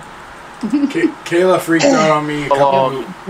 about a month ago. Kayla freaked out on me because there was one standing like between the rafters on the porch, and we were out there smoking, and I had a torch that I used to light my cigarettes, and she freaked out because there was a spider there, and it was like it had the biggest ass on it. Like this spider was black. I mean, know what I'm saying, friend? But she freaked out, so I went to torch it with the torch, and it popped. Oh yeah, and then she was mad at me because I killed the spider that way. Well, it's a horrible whiff. The goddamn bitch. Good. Okay, I'm done. No, I'm just. What are you searching? I'm off in Discord. That's it. That's all. I'm finished. Discord can be done. Oh, is it? Oh, I see why. Oh my god. All right, no. The only thing worse than that would be that giant moth holding a giant spider coming towards you. Jesus. Okay. They're buddies. About one of those one time, and he woke up and had it right in front of his face. Yeah, that's a story that's told quite often. Well, not often enough, but. You okay, Rick? But poor Paula, bless her heart, one night, I may have told this story already, but one night I'm sound asleep, I'm having a dream, and I'm laying on the ground in the dream on some carpet, and there's this tarantula crawling right towards me, and so in the dream, I punched as hard as I possibly could at the spider. Of course, I realized when my hand hurt and woke myself up, I punched her in the side of the head. She was asleep beside me. She was like, "What are you doing?" I'm like, "Oh, I'm sorry." And I told her it was a spider, which was true. It was a spider, and she understood because she's bigger chicken than I am. So, yeah. So, Kayla, what the fuck's your excuse? I flail in my sleep and your nose got in the way. Yeah. Oh. You got a big nose. I woke up with a bloody ass nose. Like she seriously hit me that hard. Oh dear. But there was a spider I was surprised on it didn't break, honestly. Ugh. Friend, that was not a pleasant evening. But I really didn't mean to. I do flail in my sleep, and I just happened to whack him right in the nose, and I was like, oh no. And then I flipped over and went back to sleep. I don't believe you. I think I said something that night that pissed you off. Maybe. Friend. No, the last thing I posted was Kayla's other fear. The mirror. Oh, shut up. I hate mirrors, I hate moths, and I can't even come close to watching that stupid movie where they're like, oh, in the mirror, and there's ghosts? moths all over the fucking mirror. Oh. Oh my god. I don't remember that one. Do you know which one I'm talking about? I don't. It's like Candyman or something. I don't know. Oh. There's okay. like moths in a mirror, and it like explodes. I don't even know. No, that was a story. That was an episode of The Magicians. Never mind. I'm sorry. I don't know. My favorite thing to watch with you still is that girl on YouTube that we saw. The ballerina. God, okay. So I have 4, but totally irrational fears. Okay? One of them is definitely mirrors. One of them is definitely moths. The other one is weirdly contortionists. And the fourth one is inside dark. I can be outside and it can be pitch black and it doesn't bother me, but inside, I can't handle it being pitch black. Yeah, what is Black-Eyed Kids? Like to the point where I have to announce if I'm shutting off all the lights. Yes, absolutely. Because I cannot stand being inside when it's dark. I don't know what the fuck is wrong with that, but that's it. But so, I do have to say she has come a long way, guys. Because she used to have an intense fear of utensils. Metal ones. Only metal. Okay, only metal ones. I used to use plastic, everything. And towels. And I never used towels because those freaked me out too. I don't know. Towel? curtains or curtains? Sweatshirts. If you don't use a towel, how do you dry off after? I know. I was just thinking that too. She ran around Seattle naked. Dude, there are plenty of people that don't use towels. There are plenty of cultures that don't use towels. Oh my God! Yeah, but They drip dry. You just dry off. Like, you naturally dry off. yeah. Yeah. But how are you around your kids when you do that? Well, Yeah. I'm not. Yeah.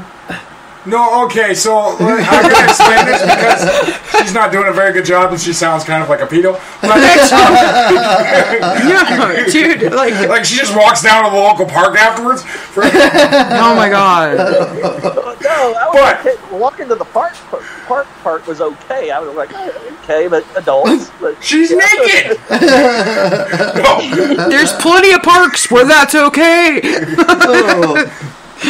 This is Washington. You are aware of that, right? Yeah, it's a little nippy. But they have, or Kayla, I think actually hasn't come that far because I think she might still be afraid of towels. No, shut up. Because she still does this, but she actually just throws her clothes on whether she's wet or dry. Oh yeah, I'll sit there and soak in wet clothes. I don't care. Yeah. Okay. And with how long her hair is now, because her hair is down to almost her ass when it's down.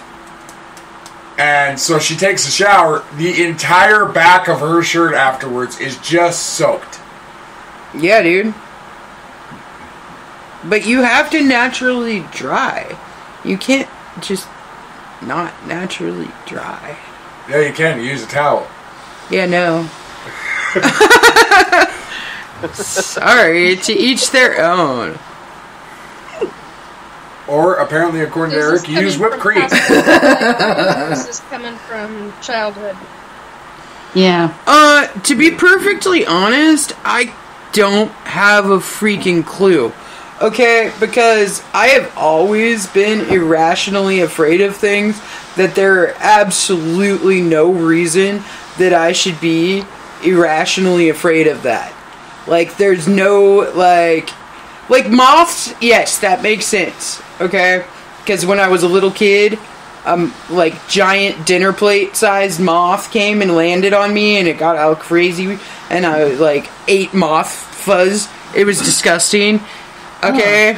So, moths, yeah, there's a reason for it. But my weird irrational fears, like towels and like silverware and shit, there honestly is no reason for any of those. Do you have any problems with anything around your throat?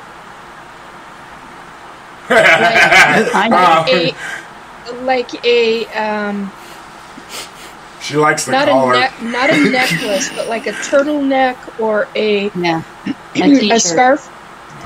No, I've never had a problem with that. She even likes the occasional hand, Nikki. Oh, Jesus. No, I've never had a problem with anything around my throat. Like, I've never had a fear of any of that. By the way, Eric, who's Taylor? What? I don't know. That's just the first. Yeah, no. Why are you wishing him happy birthday? Rosella, right? Yeah. Okay. Are you picking anything up regarding throat, neck area, and breathing with towels? With towels? Yeah, wondering, like, I mean, I feel like it might be something from the childhood. Yeah. Because that's what... I keep getting breathing. Something about breathing. And towels. Well, I can tell you my throat's super fucked up, but it has nothing to do with towels. Any chance? Well, I think it's interesting because, like, what is it that will happen to you if you use a towel? Like, what happens to you if you reach for that towel? And what's happening to you emotionally, physically, in your mind? Well, okay, so, like, I gotta be honest, every time that I have an irrational fear, whether it's a mirror or a bug or a towel or anything like that, the same thing always happens. So I get like super paranoid, like somebody is like behind me almost. Okay? But that's with every fear that I have. It's like somebody is right there, and then like the hairs on the back of my neck stick up, and then like I like start like looking like to each side, like I'm being like freaking watched or something. I don't know. It just bothers me because it's like it automatically feels like there's like something there, even though Something there's nothing get there. you? Huh? Something gonna get you kind of feeling? Not so much that it's gonna like hurt me or get me or anything, just that it shouldn't be there, but it's there. Like, it's almost like an uneasy feeling, like, you would get, like, if you see something that's totally out of place. Okay. Yeah, I mean, I was picking something up from childhood. It's just like trauma will do that kind of stuff and make you have paranoia for in like animate objects, basically. Yeah. Yeah. So, just Nikki, what do you think? Well, every time she was talking about somebody behind her, I kept picking up.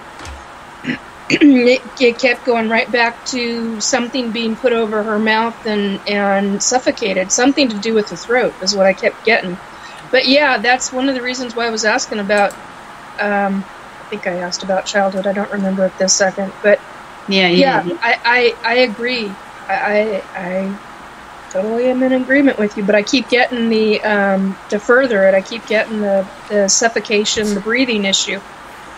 And I've got that, but mine's from a past lifetime. It's because I literally had rope thrown around my neck and I was hung. Whoa. So, I mean, I get why I don't like turtlenecks or scarves don't bother me, but turtlenecks, that's another subject. But yeah, I mean, I get it.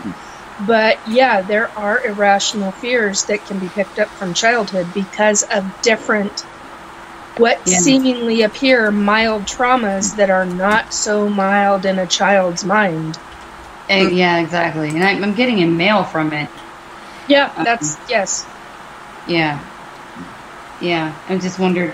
But yeah, I mean, did your father was he strict?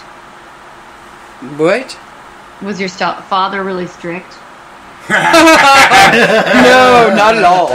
Dude, my dad was like the most unstrict person you have ever met in your entire life.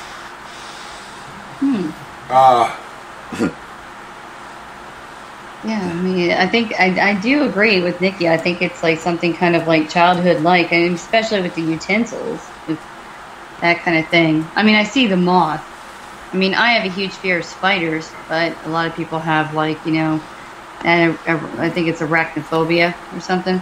Right. Yeah. The utensils, I think, is a problem with her having metal in her mouth. Oh, okay. I'm not a big fan of metal anything, like, to be honest. Even now, if I buy a really beautiful set of silverware, she refuses to use them. She will use the sets we buy at Walmart for the kids because they're not real metal. Well, they're not thick metal. They're not, I don't know. I don't like metal. She loves radiation. Well, I have that too, but mine is from E.T. Contact. They put a metal ball gag in my mouth as a child and shattered the roof of my mouth. So, you know, I get where mine comes from. But that, I still haven't picked up anything on you about being an E.T. abductee or anything like that. So, oh, God, no. Like there's a block. I have figured out Kayla's past lives. Because some people state that they have figured out their past lives from their dreams. So, according to Kayla's dreams, she has been a fruit fly, a piece of fruit, a tub full of Jell-O. I think that's it in that one, right? Oh my gosh. That's my reoccurring dream that I have like every other week since I was like a baby. But yeah. a hot tub full of Jello. Right? Yeah. Those are 3 past lives. So not average at all, Kayla. Okay, no, like seriously, I'll tell you, like, what about the fruit fly? and I've said this on here before. It becomes a fruit. I have the world's weirdest reoccurring dream, and I've had it like once a week, once every other week, from as early as I can possibly remember. And it's me standing on a high dive, jumping into the water, and the water turns into like Jello. one of those every colored Jello mold things. I float Rainbow down, Jello. I become a piece of fruit, and then I decay and I become a fruit fly. I pop out of the Jello and I go flying around. Like, I've had that dream, and like the most vivid colors you can possibly imagine. Since the first time that I had it, I was probably 4 that I can remember. Wow. And yeah, it's like once a week, once every other week, forever. That's really interesting. Right?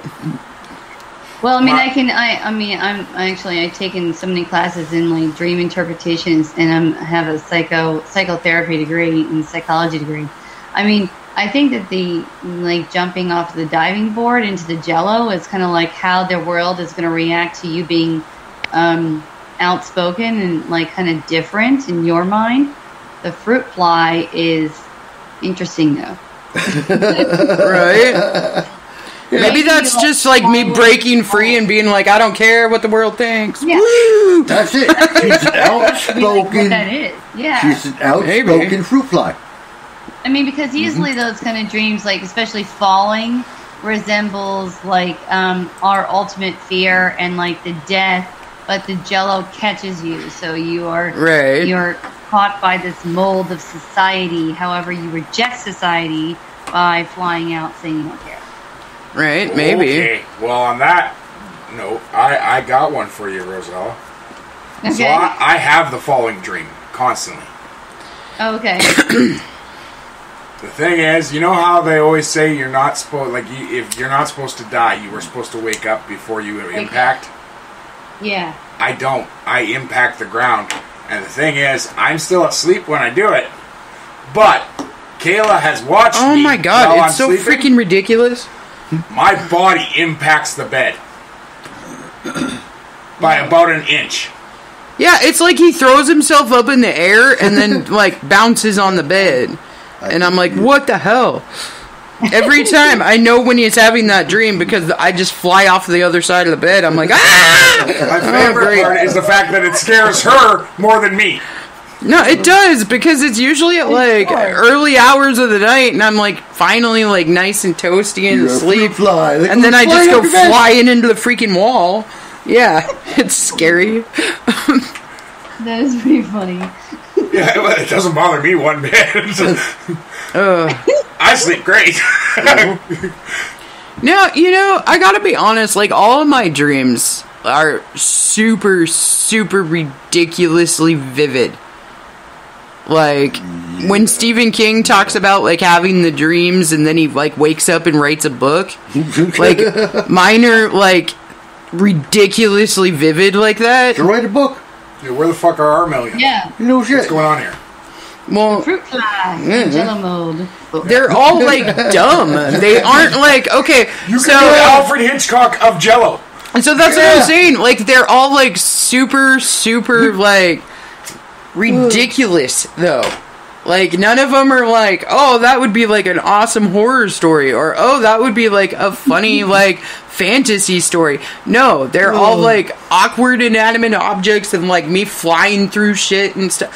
I guess. Have you fucking seen Black Mirror? Yeah, Your no shit. fruit fly dream could be an episode. Yeah, I guess. Black Mirror. Alrighty then. What are we talking about next week? Wait. So, Rosella, this is your initiation. What's our topic for next week? Dun, dun, dun. I don't know. We won't do the pineapple thing. What? Initiation. What? Oh. Okay, seriously, when you talk about pineapples, all I can think of is little fucking Nicky, where he shoves the pineapple up Hitler's ass. I think that's what he's talking about. Ew! Run, Rosella! Run! Don't worry, You know what? I you mean, got a 3-day head you start. guys do know about each other's past lives. It's kind of interesting to like find out how you know, like, you know, or if you've ever like had someone tell you, you know, things like that that have resonated. That's kind of interesting. Or like time slips. I like to talk about that kind of stuff all the time. Ooh, because I time have the slips would be experience. kind of cool. What? Sure. Sorry? Time slips, yeah, that works. Okay. Yeah, sure. We shall pick apart. All right, I so at the beginning of this episode, we did forget something. What? Oh, fuck. I was hoping that you'd totally just forget and we wouldn't be canceled. It is time this for week. canceling culture, cancel culture. So, my joke for tonight. Oh my fuck. What is the difference between Jesus and a picture of Jesus? Oh, God. Paper? You can hang the picture of Jesus with just one nail. God. God. All right. So what this is we're canceled for I am another week. tired of the whole idea of cancel culture. It has ruined too many people's lives. Friend, it has ruined too much of our society. And so I am canceling cancel culture. Friend, nothing else gets to be canceled. So every week I'm going to be telling an inappropriate joke. Friend, against something.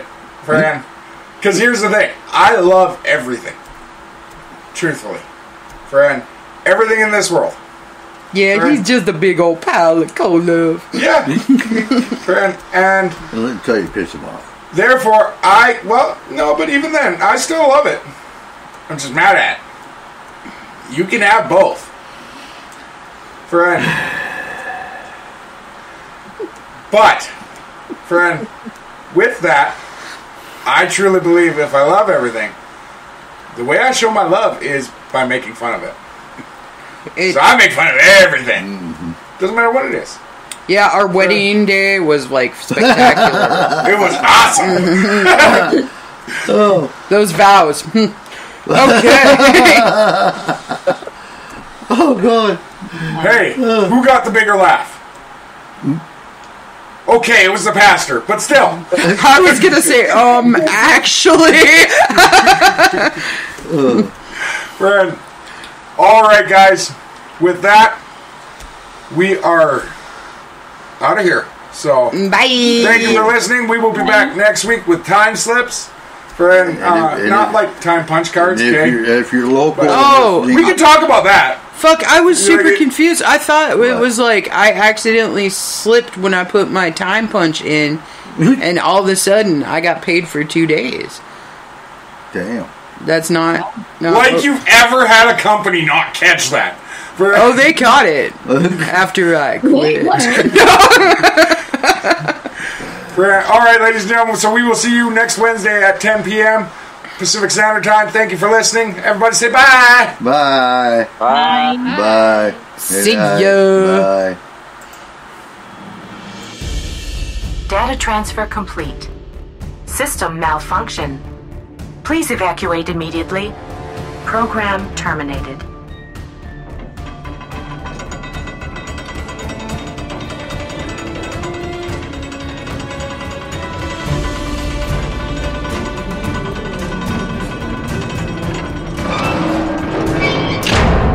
Son of a biscuit eater.